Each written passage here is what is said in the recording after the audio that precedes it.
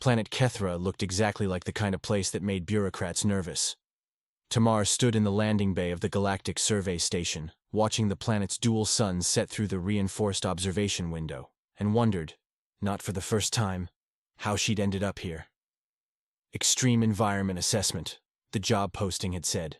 Survival expertise required. Nobody mentioned the survey team would be a bunch of terrified insects hiding in a fortified bunker. Team leader Zix skittered over, his chitinous exoskeleton gleaming under the harsh station lights. The Vrel looked like someone had crossed a praying mantis with a nervous breakdown and given it a clipboard. Consultant Osei, Zix's translator, crackled. We must review the danger protocols before your assessment. Tamar checked her gear pack. Tent, sleeping bag, fire starting kit, some protein bars, standard camping supplies. Hit me with it, she said. Zix pulled up a holographic display. The planet rotated slowly, tagged with dire warnings. Keth'ra is classified as uninhabitable for biological life, he announced with the gravity of someone declaring war. Nocturnal predators, freezing temperatures after dark, no natural shelter. This world kills anything that stays outside past sunset. Tamar looked at the temperature readings. Dropped to about -5 Celsius at night. So it gets cold at night and there are animals, she said. Got it. Zix's antennae quivered with what might have been horror. You plan to go outside? At night? That's generally how survival assessments work, yeah. Impossible. The cold alone would... I've camped in -20. I'll be fine. The entire survey team had gathered now. All 6 Vrel huddled together like the universe's most anxious support group. The predators, another team member chittered. They hunt in packs, massive jaws, razor claws. Sounds like wolves, Tamar said. Or bears, or literally any large predator from Earth. You cannot survive the night. Tamar shouldered her pack. Watch me. Zix's mandibles clicked rapidly. Distress. We cannot accompany you. Our exoskeletons, the cold would. We would die. Then stay here where it's warm. I'll radio in every hour. This is madness, recklessness, suicide. It's Tuesday, Tamar said. Now, where's the assessment zone? The hike took 3 hours.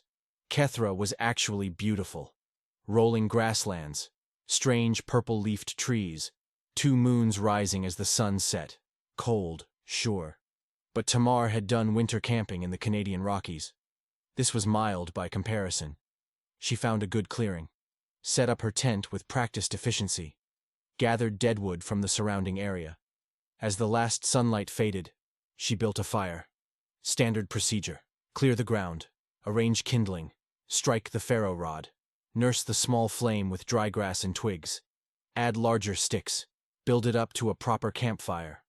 Warm, bright, crackling pleasantly. Tamar settled in, pulled out a protein bar, and started roasting it over the flames. Her comm unit exploded with panicked chittering. She's created uncontrolled combustion! Tamar sighed. It's a campfire, Zix. Campfire? You've weaponized rapid oxidation. I've made a fire, for warmth, like humans have done for 400,000 years.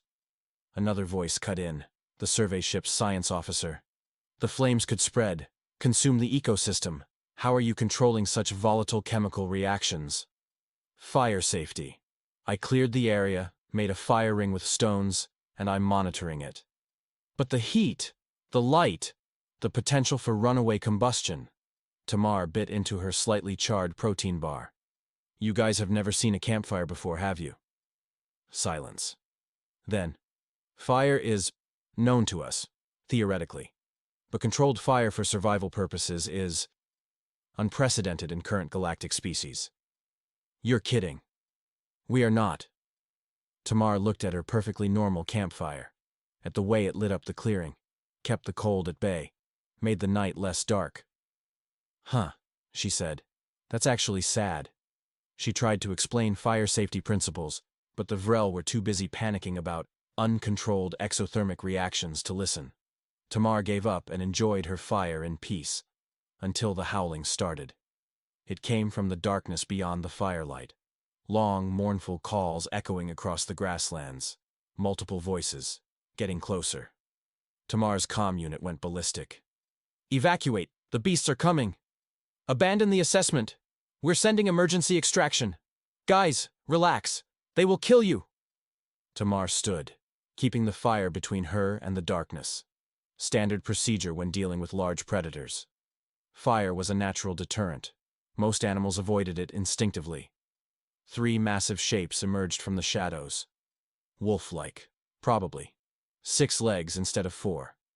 Fur that looked almost crystalline in the firelight, intelligent eyes reflecting the flames. Big. Definitely bigger than earth wolves. Maybe the size of black bears. But they weren't attacking. They approached cautiously, curious, drawn to the light and warmth, but wary of the flames. Tamar stayed still, non-threatening. Let them investigate. The largest one, probably the alpha, tested the air, huffed. Sat down just outside the fire's immediate heat radius. The other 2 flanked it.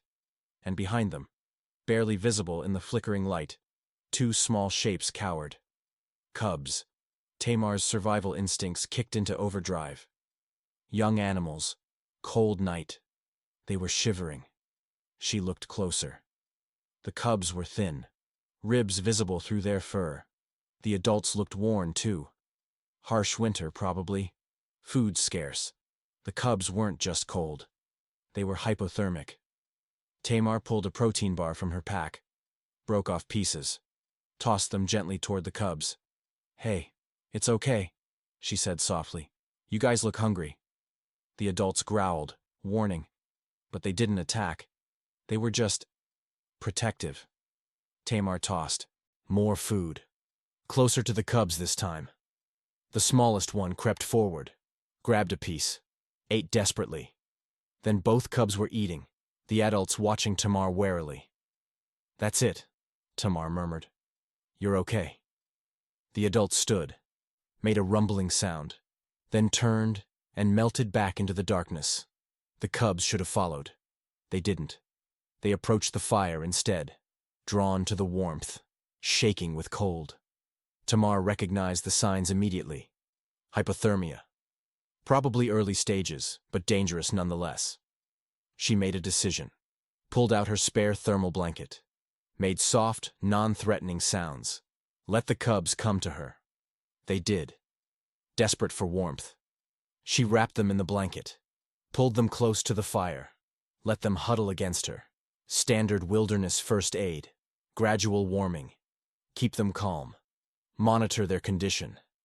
The cubs settled against her, finally stopping their shivering. Her comm unit erupted. "Emergency! Emergency! The human has captured apex predators! She's using thermal manipulation to subdue them. This is unprecedented, a planetary crisis." Tamar looked down at the 2 exhausted, warming cubs pressed against her sides. "They're hypothermic babies," she said into the comm. "I'm preventing them from dying. It's basic first aid." "She's touching them!" "Yeah, that's how you transfer body heat. This violates all protocols. So does letting kids freeze to death." The cubs were already falling asleep, warm, fed, safe. Tamar adjusted the blanket around them and wondered how her simple camping trip had become a galactic incident. The night was young. It was about to get weirder. The cubs were in bad shape. Tamar assessed them with practiced efficiency. Both were young, maybe equivalent to 3 or 4 months in wolf development. Severely underweight, fur matted and dull. The smaller one's breathing was shallow and rapid. Hypothermia, possibly malnutrition, definitely dehydration. She worked through standard wilderness first aid protocols. Gradual warming. Too fast would shock their systems. She kept them wrapped in the thermal blanket, positioned close to the fire but not too close, offered small amounts of water from her canteen, broke up protein bars into tiny pieces. The cubs ate desperately, drank gratefully, then pressed against her sides, finally warm. Over the comm, the Vrel were having what could only be described as a collective nervous breakdown. "She's touching the apex predators. Direct physical contact. The beasts are in her lap." Tamar looked down at the 2 exhausted cubs curled against her. "They're babies. Cold babies. I'm preventing them from dying." "How is she not being devoured?" Zix's voice cracked with panic. Because they're hypothermic juveniles, not attack dogs. This is basic first aid. Basic? Yeah. Keep them warm, feed them, monitor their condition. This is literally Wilderness Medicine 101. The smaller cub made a soft chirping sound and nuzzled closer. Tamar scratched behind what might have been ears. See? Just scared kids. Through the comm, she heard what sounded like someone fainting. Possibly Zix. The xenobiology team arrived at dawn. Tamar had been dozing lightly, standard practice when camping in unknown territory.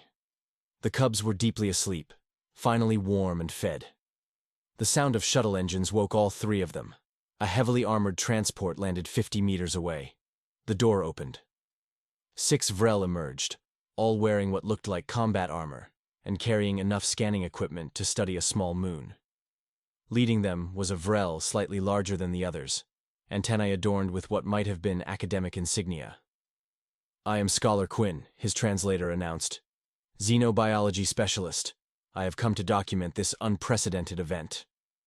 Tamar carefully extracted herself from the sleeping cubs, stood, stretched.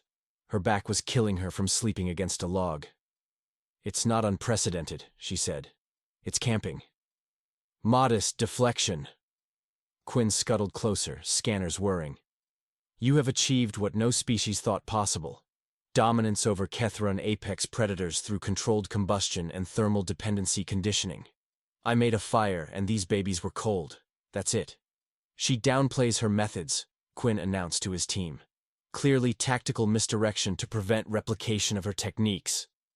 The cubs woke up, saw the armored Vrel, and immediately hid behind Tamar. She sighed.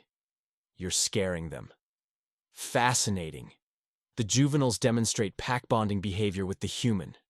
Tamar pulled out more protein bars, broke them up, fed the cubs while the scientists frantically documented everything. Note the sustenance provision ritual, one scientist chittered. She establishes hierarchical dependency through controlled resource distribution, another added. It's just feeding hungry kids, Tamar said. She checked the cubs for injuries. The smaller one had a cut on its paw, probably from rough terrain. She cleaned it with water, applied antiseptic from her first aid kit. Medical intervention! Quinn's scanners went into overdrive. She demonstrates healing capabilities. This creates loyalty bonds through perceived caretaking. It's a cut. I'm cleaning it. This is not complicated.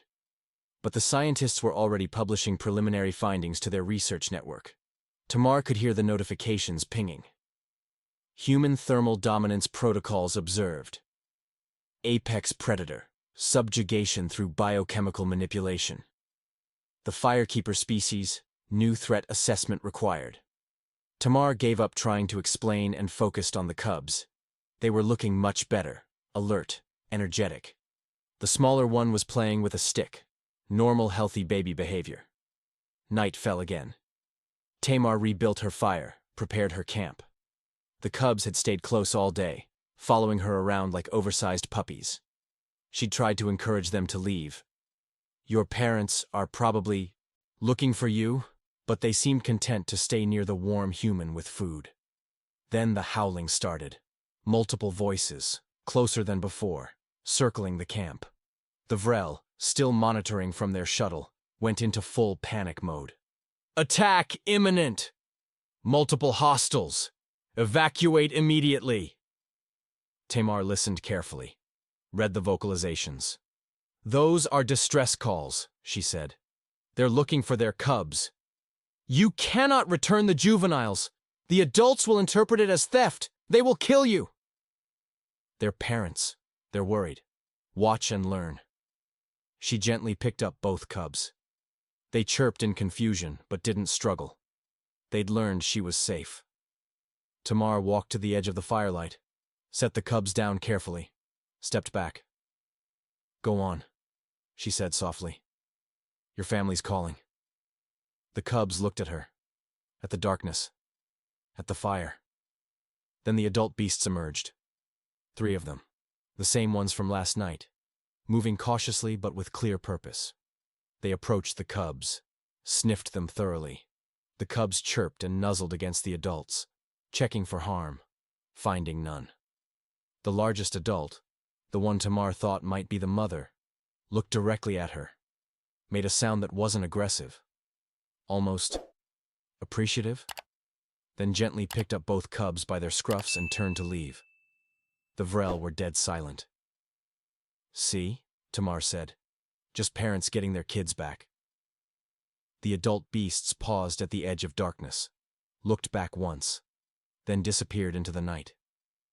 Tamar returned to her fire, settled in, started preparing dinner. "Impossible," Quinn whispered over the comm. "The predators showed no aggression. They trusted you. I helped their kids. Why would they attack me? This violates every predator behavior model. Or maybe your models don't account for parental instinct." Tamar ate her rehydrated meal in peace, listening to the distant howls. They sounded almost conversational, like the beasts were communicating. She was almost asleep when she heard it. Multiple packs, approaching the camp. And they weren't alone. Tamar sat up, added wood to the fire, and waited. 6 adult beasts emerged from the darkness. Behind them, 8 cubs. The adults carefully nudged the cubs toward the fire. The cubs approached hesitantly, drawn to the warmth. Then the adults retreated into the darkness, leaving their cubs with Tamar. "Oh, you have got to be kidding me," Tamar said. The 8 cubs settled around her fire, cold, hungry, looking at her expectantly. Over the comm, Quinn was hyperventilating. "Unprecedented interspecies alliance. The human has created a multi-pack coalition. They're using me as a babysitter," Tamar corrected. She pulled out her food supplies, started doing inventory. "While they hunt, apparently. This changes everything. The tactical implications, the sociological ramifications." Tamar looked at 8 pairs of hopeful eyes, at cubs who'd learned that the fire human had warmth and food and safety. "I'm running a wilderness daycare," she said flatly. "I've accidentally become a planetary babysitting service." The cubs settled in around the fire, already falling asleep in the warmth. Distant howls echoed through the night. The parents, hunting, trusting the strange firemaker to keep their young safe. Tamar sighed, wrapped her thermal blanket around the sleeping pile of cubs, and accepted her fate. Somewhere in orbit, the Vrel were declaring this a diplomatic incident. Tamar just wanted to finish her assessment. But first, she had 8 kids to keep alive until morning. The night was going to be long. By night 5, Tamar had a system. The beast packs arrived just after sunset. Between 8 and 12 cubs each night, depending on which families were hunting. They approached the firelight cautiously, waited for Tamar's acknowledgement, then settled in around the flames. She'd set up a perimeter with reflective markers, keeps the cubs from wandering into the darkness, distributed protein bars and water, made sure the shy ones got enough food, broke up play fights before they got too rough. Standard childcare, just with 6-legged wolf things instead of humans. The cubs were thriving. Their fur was shinier. They'd put on healthy weight. They played more. Proper play, not desperate resource competition. Tamar sat by her fire, a cub draped across her lap, another 2 pressed against her sides, and tried to ignore the Vrel scientific team documenting everything from their armored observation post. Scholar Quinn's voice crackled over the comm. "Observation log, night 5. The human continues multi-pack juvenile conditioning protocols. She maintains thermal control zones, distributes sustenance equitably, and enforces territorial boundaries through non-aggressive assertion." "I'm babysitting," Tamar called out. "This is what humans do.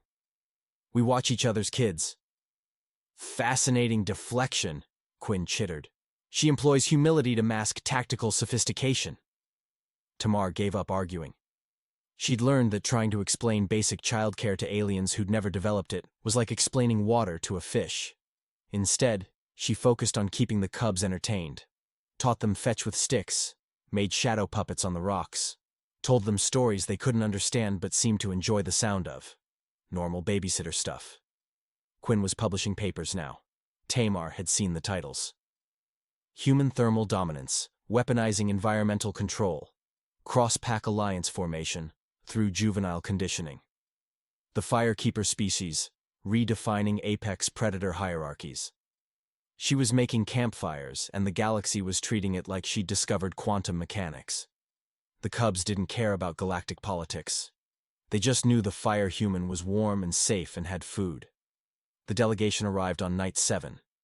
Tamar was in the middle of preventing 2 cubs from eating her tent when the sky lit up with landing lights. Not the Vrel's utilitarian shuttle. This was something else. Crystalline, glowing, beautiful in a way that made her eyes water. The Luminal had arrived. They descended from their ship like living auroras, ethereal beings of pure energy contained in translucent forms. 5 of them, each one glowing with soft, shifting colors. The lead Luminal approached the fire's edge. Its voice sounded like wind chimes and distant singing. "Flamekeeper," it intoned, "we have traveled far to witness the miracle." Tamar looked up from wrestling a cub away from her supply pack. "The what now?" "You have brought the first light to this dark world. You have mastered the sacred flame. You are the prophesied one. I brought a lighter and some kindling. It's camping." But the Luminal weren't listening. They were already circling her campsite, their glowing forms pulsing with reverence. See how she commands the flame without fear. How she draws the wild beasts to her sacred circle. How she creates warmth from nothing. "From wood," Tamar corrected. "I'm burning wood. It's a basic chemical reaction." "She speaks in riddles to test our faith." The other Luminal began constructing something at the edge of the clearing. Tamar realized with growing horror that they were building a shrine, with rocks, around her campsite. "Okay, no, you can't. We must honor the first light." They were placing stones in careful patterns, creating what looked like ceremonial circles. "It's a campfire. Humans have been making them for 400,000 years. 400,000 cycles of mastery." The lead Luminal's glow intensified. The ancient art preserved and perfected. One of them approached the fire, reached toward an ember. "Careful," Tamar started. The Luminal carefully extracted a small burning twig, placed it in a crystalline container. "Holy relic," it whispered reverently. "A piece of the first light to carry home." That's a stick that's on fire." "Yes, sacred fire. We will build temples, create ceremonies, teach our young of the Flamekeeper who came to cold Keth'ra and brought warmth to the dark." A cub chose that moment to knock over Tamar's water bottle, creating a small commotion as 3 others tried to drink from the spill. The Luminal watched in awe. "Even the beasts serve her. They perform rituals of devotion." "They're making a mess," Tamar said tiredly, "because they're kids, and that's what kids do." But the Luminal were already composing hymns. Tamar could hear them harmonizing about the human who makes warmth from nothing and the keeper of the eternal flame. She was just trying to keep cubs from eating her tent. The realization hit on night 9. Tamar was sitting with Zix. The Vrel team leader had started visiting the campsite, staying at a safe distance but clearly fascinated despite his terror. "I don't understand," Zix said, antennae quivering as he watched the cubs play near the fire. "How does the flame not terrify you? The heat, the light, the potential for destruction." "It's just fire, Zix. Controlled fire. My ancestors were making these before we had written language." "But the cold of this world, how can you tolerate it?" Tamar looked at her temperature gauge. -3 Celsius. Chilly, but nothing extreme. "This is mild. I've camped in -20. Zix's entire body went rigid. "That would kill my species in minutes. Our exoskeletons conduct heat too efficiently. We die in cold." "Right. Because you're from a tropical planet." "Yes. Fire never developed as a survival tool for us. We had no need." Tamar looked at him. Then at the Luminal still building their shrine. Then at Scholar Quinn's research team. "Wait. None of you use fire for survival? At all?" "The Luminal are energy beings. They generate their own heat. My species cannot tolerate cold environments. The other major species in the Survey Corps are similarly adapted to warm climates." The pieces clicked together. That's why you classified this planet as uninhabitable. It is uninhabitable. The night temperatures are survivable for species that developed cold weather adaptations. Tamar stood up, cubs scattering from her lap. You've been declaring planets uninhabitable just because you can't survive there. Zix's mandibles clicked uncertainly. Well, yes, that is the standard assessment methodology. But humans can survive here, easily. We evolved in ice ages. We invented fire to survive cold climates. She was pacing now, cubs watching curiously. How many planets have you classified as uninhabitable due to cold? Approximately 423 currently catalogued worlds. 423 planets that could support human colonies. Zix went very still. And you can create the thermal manipulation on any of them? It's called making a campfire, and yes, if there's combustible material and oxygen, we can make fire. It's not advanced technology. It's one of the oldest tools in human history. She could see Zix's mind working through the implications. 423 worthless planets. Suddenly, prime real estate. For humans. This changes everything, Zix whispered. I was just trying to complete my survival assessment. You've opened up half the galaxy for colonization. A cub brought Tamar a stick. She absently threw it for fetch. The cub bounded after it joyfully. By making a campfire. By demonstrating that fire-using species can colonize cold worlds, other species cannot. Tamar sat back down, suddenly exhausted.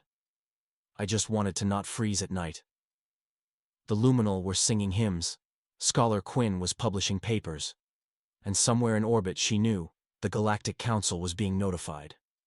She pulled out marshmallows from her supplies, started roasting one over the fire. A cub sniffed curiously. Want one? She offered the toasted marshmallow. The cub ate it, made a happy chirping sound. Tamar's comm unit exploded with notifications. Emergency Council session called Human Fire Technology, classified as Strategic Asset Planetary Assessment Protocols, under review, diplomatic delegation en route. She looked at the marshmallow on her stick, at the cubs playing by the fire, at the luminal building shrines, at Zix processing the realization that humans had just become the galaxy's premier extreme environment specialists. I was making s'mores, she said to no one in particular. The cubs didn't care about galactic politics. They just knew the fire human was warm and had food and told good stories. The Luminal were declaring her a prophet. The Vrel were declaring her a strategic asset. And the Galactic Council was about to arrive, because Tamar had made a campfire. The bar for changing the galaxy was concerningly low. But hey, at least the kids were warm. The Galactic Council arrived on night 12. Tamar was roasting a protein bar over her fire, surrounded by 9 sleeping cubs, when the diplomatic convoy landed. 7 ships, representing the major galactic powers. They wouldn't let her come to them. Too risky.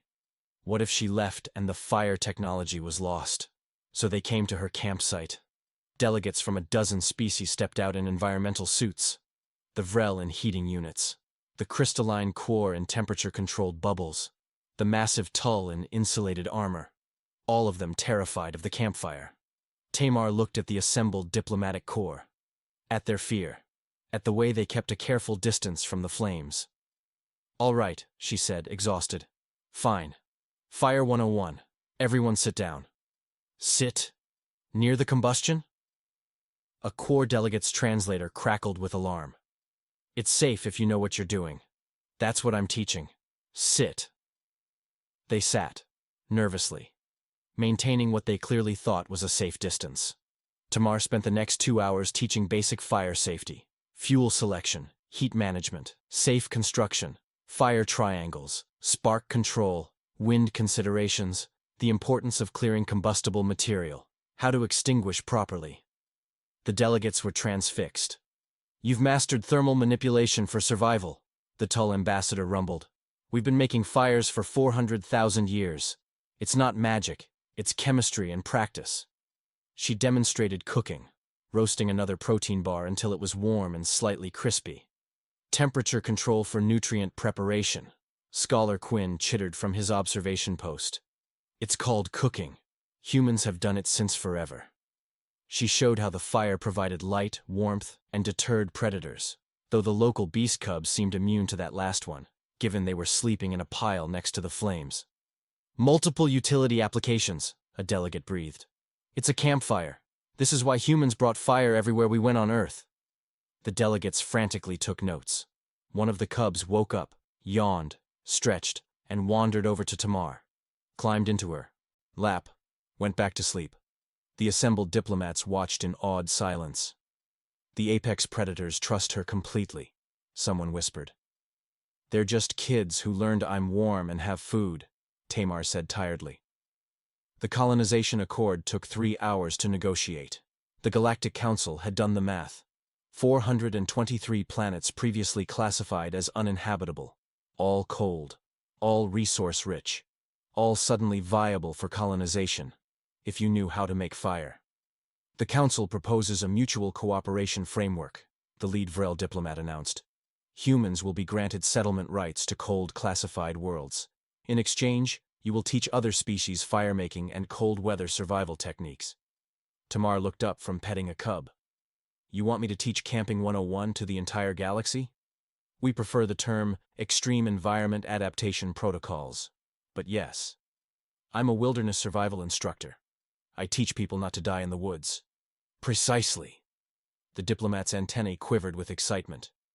You will teach species not to die on cold worlds. We will compensate you as chief planetary adaptation consultant. That's just a fancy way of saying camping teacher.